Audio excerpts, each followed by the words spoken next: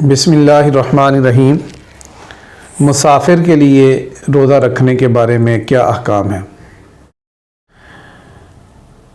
جو آدمی مسافر ہو، شرعی اعتبار سے مسافر اسے کہتے ہیں کہ جو اپنے گھر سے 77 کلومیٹر کی مسافت پر سفر کر کے جائے، تو جب وہ راستے میں سفر کر رہا ہوگا اس وقت بھی وہ مسافر ہوگا جب وہ اپنے شہر یا اپنے گاؤں کی حدود سے باہر نکل جائے،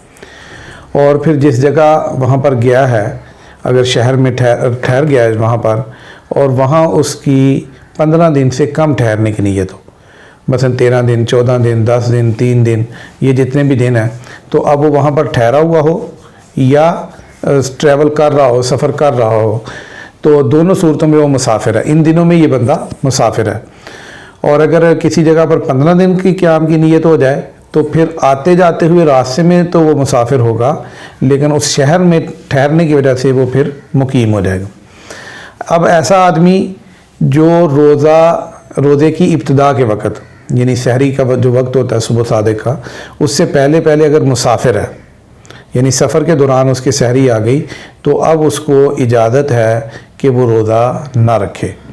اس لیے کہ مسافر کو قرآن کریم میں اس کی اجازت دی گئی ہے کہ وہ اولا سفر فعدۃ من ایام اخر، کہ اگر آپ مسافر ہیں تو پھر بعد میں دوسرے دنوں میں قضا کریں گے۔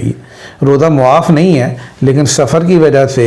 شریعت نے یہ رخصت دی ہے کہ اگر وہ آج روزہ نہ رکھنا چاہے تو نہ رکھے، لیکن بعد میں پھر اس کی قضا کرے گا۔